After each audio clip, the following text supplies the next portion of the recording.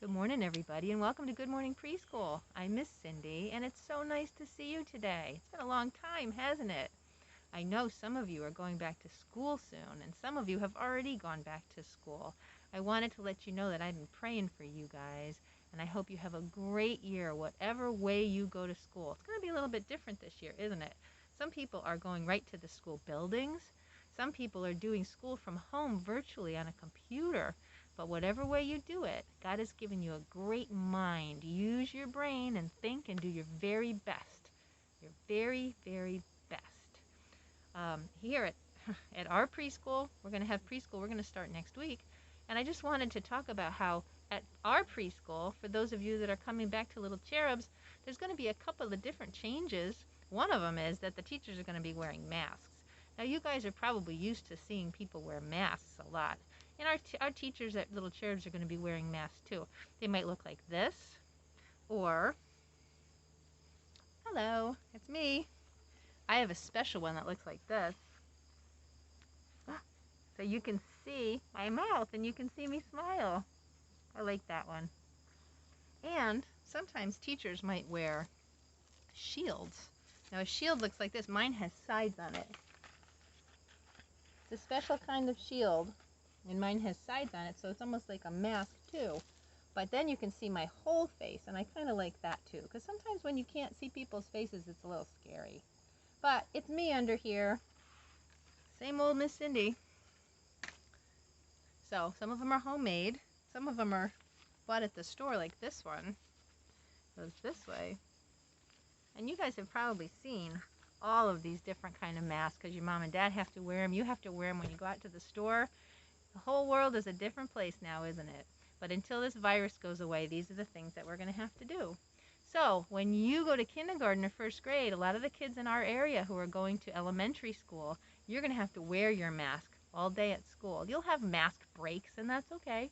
But just remember to put your mask on and to keep your hands away from your face. That's important too, because we don't want you to get sick. I'm so glad you get to go back to school.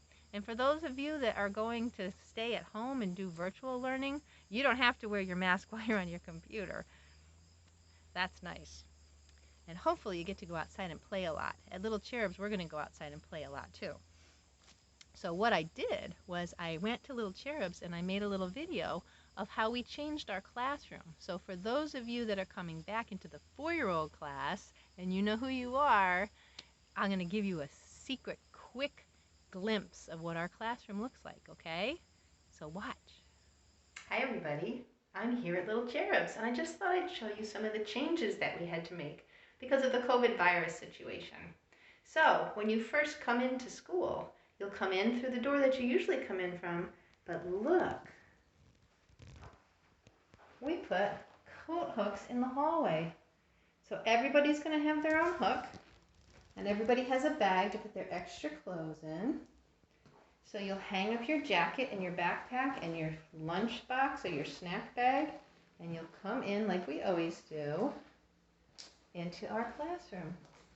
Now there's something different. Look, the door is on the cubby room. So we're not going to put our things in the cubby room, but we're going to come in this way and play. The bathroom is the same. There's the bathroom. But there's something different over here. Look, we put the tables together. And on our tables, we have containers with Play-Doh, and everybody's going to have their own container of Play-Doh to play with. That's kind of special. We've spread out our reading corner and our kitchen corner over there. And we also put these numbers in each center. So this is the number 5. That means 5 people can read books or build puzzles. Over here in our kitchen corner, we have a number 4. That means 4 people can play in our kitchen corner. And everybody, of course, can sit on our big carpet when we have circle time. But we will have mats for you to sit on, so everybody has their own place to sit. Now over here, we have a new big play area for our trucks and our blocks. And on the wall over here, we have a number 4. So 4 people can play over here. And over here on our easels, we're only going to have 2 people painting at a time. One on this side and one on this side. So that will be 2 people painting. So that's not too many changes, just a few. Everybody will have their own crayons and scissors and markers and glue that you can use anytime you want. And we'll be able to go outside and play a lot. Now they're painting outside, so I'll see if I can look out through the door. Let's look out through the door. Look, we have picnic tables under the tree. Sometimes we can have our snack outside. And our playground is the same. There's our playground. Oh, Mr. Painting Man.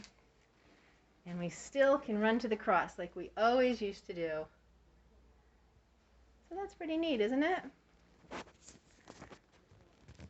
And the teachers, of course, are going to have to wear masks, just like you see lots of people out there in the world wearing masks.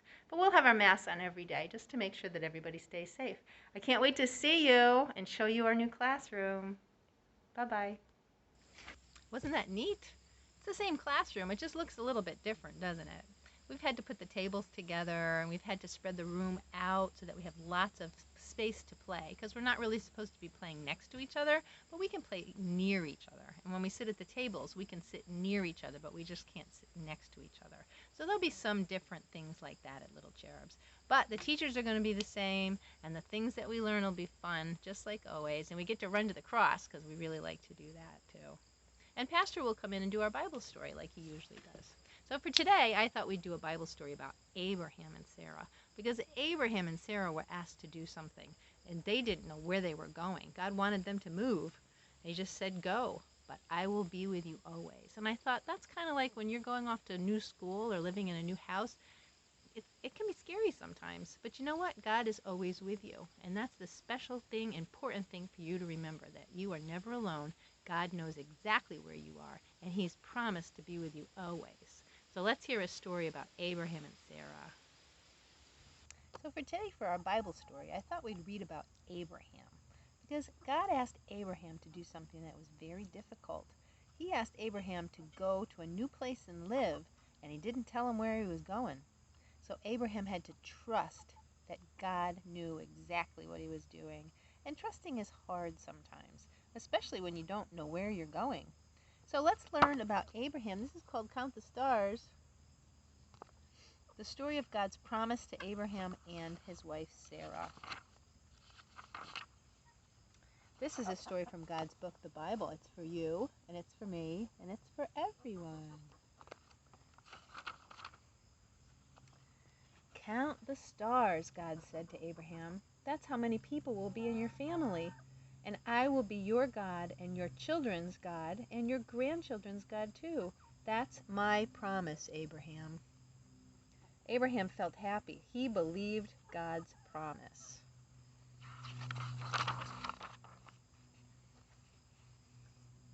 Abraham, I want you and Sarah, your wife, to pack up all your things and move to a new land. Don't worry, I'll show you the way. Remember my promise, I am your God.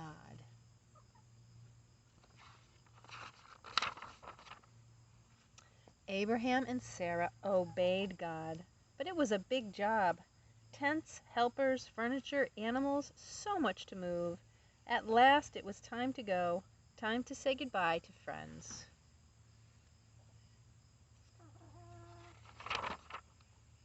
What a long trip. Day after day, God showed them the way. Day after day, Abraham and Sarah followed, for they believed God's promise.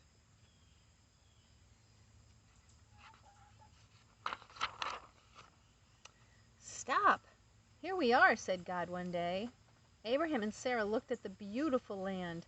This will be a home for your children and your grandchildren too. And don't forget that I will be your God and your children's God and your grandchildren's God too. He will be with them always. The tents, helpers, furniture, animals, soon everything was in its new place. Abraham and Sarah were home. Thank you for keeping your promise, God, they prayed.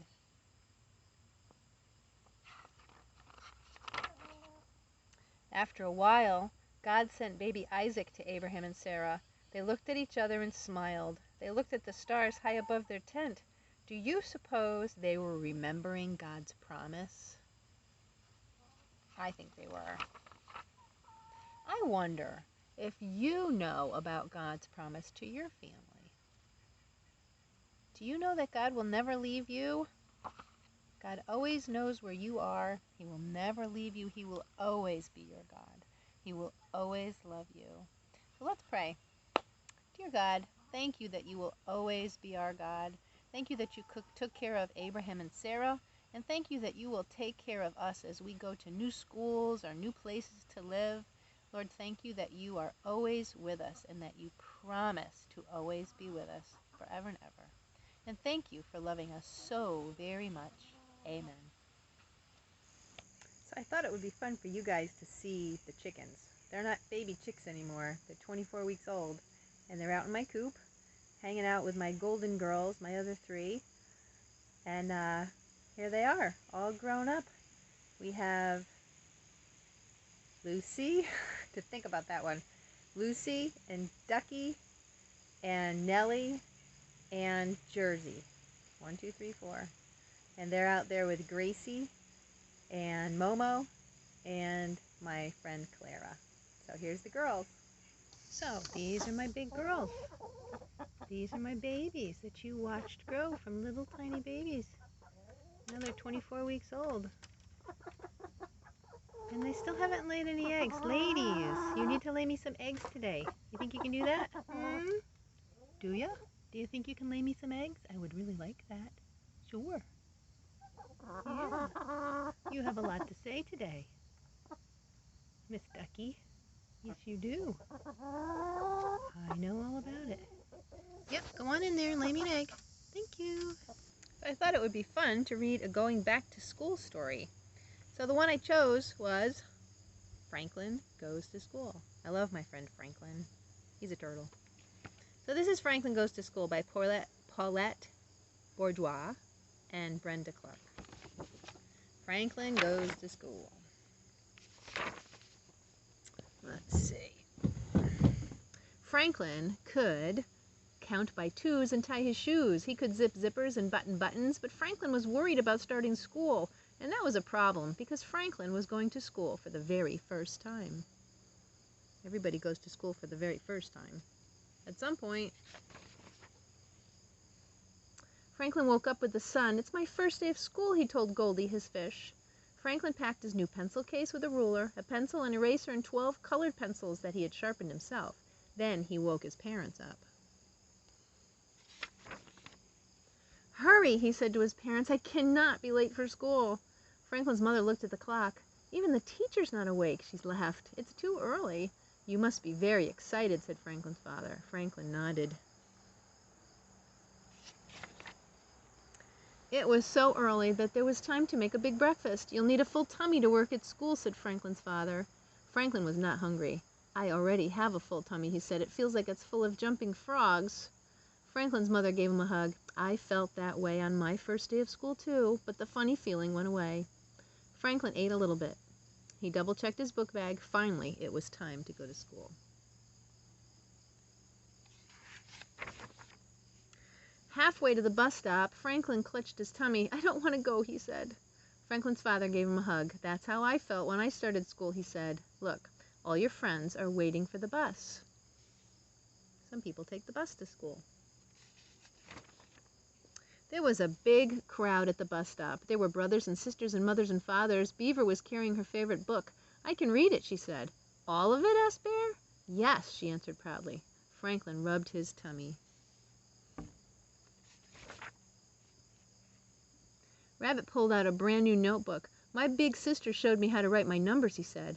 All of them? Said Fox. Well, most of them, said Rabbit. Franklin looked at his mother. I want to go home, he said. We will be here after school to hear all about the things you did today, she said. When the bus arrived, Rabbit grabbed his sister's hand and climbed aboard. Bear stood on the steps and waved goodbye again and again. Franklin hugged his mother, then his father. He kept hugging even after his friends had found their seats. As the bus pulled away, Franklin looked out the window. He didn't know if he was ready to go to school. Do you think the teachers will yell? Wondered Rabbit, who jumped at loud noises. Do you think there's a bathroom at school? Asked Beaver, fidgeting in her seat. I hope somebody has an extra snack, said Bear, who had already eaten his. Franklin did not say anything. The bus ride seemed very, very long. When they arrived, their teacher was waiting. Mr. Owl said hello in a gentle voice. He showed them where to hang their coats and where to sit. He showed them where to find the bathroom and offered everyone a piece of fruit. Then Beaver and Bear went to the reading and writing center. Rabbit went to the play kitchen, but Franklin stayed right in his seat. What would you like to do today, Franklin? Asked Mr. Owl. I don't know, said Franklin, rubbing his tummy. I cannot write all the numbers like Rabbit can. I cannot read like Beaver can. Well, Rabbit and Beaver will learn new things at school, and so will you. Franklin started to doodle. I can see that you're a very good artist, said the teacher. Franklin sat up taller. I know all my colors, too, he said. Oh, what color is this? Asked Mr. Owl, holding up a colored pencil. It's a special blue, said Franklin. It is turquoise. Now you have taught me something, said Mr. Owl. And there is something special you would like. Is there something special you would like to learn?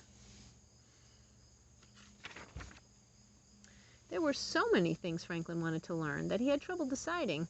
Finally, he asked Mr. Owl to help him read his favorite book. Franklin made a building with blocks.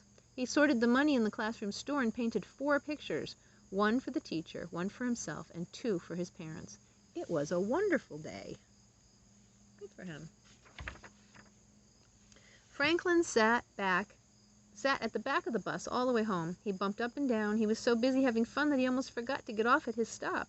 His parents were waiting. How is your tummy? They asked. Franklin looked puzzled. It had been such a good day that he had forgotten all about his jumpy tummy. My tummy's empty, he said. That's a feeling that will go away too, said Franklin's father.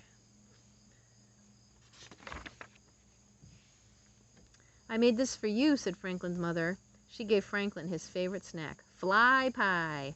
And I made this for you, said Franklin. He gave his parents 2 pictures and 2 big hugs. So it sounds like Franklin had a very good first day of school. It's okay to be a little jumpy and a little nervous because school is a new thing for so many people. But you know what? Your teacher's there waiting to help, and don't be afraid to ever ask questions if you need something. Your teachers are there to help you and to help you learn, and you're going to make new friends, and it's going to be a really fun thing. So I'm going to be praying for every one of you that's going off to school pretty soon. So go off and have a good time. Keep your mask on. Don't touch your face. Just be careful. And I'm sure you'll have a wonderful day like Franklin did. So something special that I did this summer was I went to visit my sister in New York State to watch her spin her honey. It was the coolest thing. We went down to the hives and I put on a white suit that covered my whole body and my face, and we opened up the beehives and we took out these giant frames full of honey and honeycomb, and then we took them back up to the house and we put them in this big giant barrel that had a spinner thing on the top, and she spun it and spun it and spun it and spun it, and all the honey came out. The centrifugal force pulled it to the side of the big pot and down it went, and she turned this little spigot and out came all this honey. And look, I ate that much. It was so good. So here's a little video that I made when I was up there of my sister, Miss Gail. Oh, there's a bee. My sister, Miss Gail, spinning the honey and had the honey coming out of the bottom of the pot. Let's watch. Hey you guys, we just spun this honey on both sides of the frames, and it's got a little bit of honey in here, and as soon as we undo this and lift this, the honey's going to drop down through 2 different filters, 1, 2, and then into the honey bucket. Big honey bucket. Right? Ready? Here we go. Oh, yum. What? Look at that! Look at it all. Oh, my goodness. And it does have some chunky things in it, which is part of the honeycomb, but that's why we have 2 filters. Yeah, that's little pieces of wax. Yep, and we take all the little pieces of wax out, and then it becomes beautiful, raw honey. Yum-mo. Isn't that neat how God made the bees to do a specific job like that? To make honey. They are fascinating little creatures, and I'm so glad we got to learn a little bit about them. So we've come to the end of our video today, and I just wanted to say that I will be praying for all of you kids, all of my students that went to Little Cherubs, and all my new friends that I made through Good Morning Preschool. I'd like to tell Lily that I'll be praying for you, and Marley, and Annabelle, and also Jude and Hannah in their new house in Cincinnati, and Claire, and Abby, and Alex, and Maisie, and Mary Jane, and Matthew, and Daniel, and Sophie, all of my 4-year-olds that are going on to pre-K or to kindergarten. Don't forget what we learned in the 23rd Psalm, that the Lord is always your shepherd. He will always take care of you. And know I'll be praying for you. And also all my 3-year-olds, whether you're coming back to Little Cherubs or whether you're going to do something else. I have Christine, and Claire, and Isabel, and Sophie, and Olivia, and Elizabeth, and Tommy, and Iris, and Abby, and Carter, and Bridget, and Sam and Henry in your new home. I'll be praying for you guys going to new schools and a new house. Miss you guys. And also Sienna. It'll be really nice to see some of you. And for the rest of you, best of luck. And I'll be praying for you as you go on to a new school. And my new kids, we have a new friend, Victor, who will be coming into the 4-year-old class this year. Can't wait to meet you, Victor. So let's sing our goodbye song. Well, goodbye, my friends, goodbye. Goodbye, my friends, goodbye. We sang and we played and we had a great day. Goodbye, my friends, goodbye. Bye. Thanks for tuning in. Hopefully I'll see some of you soon.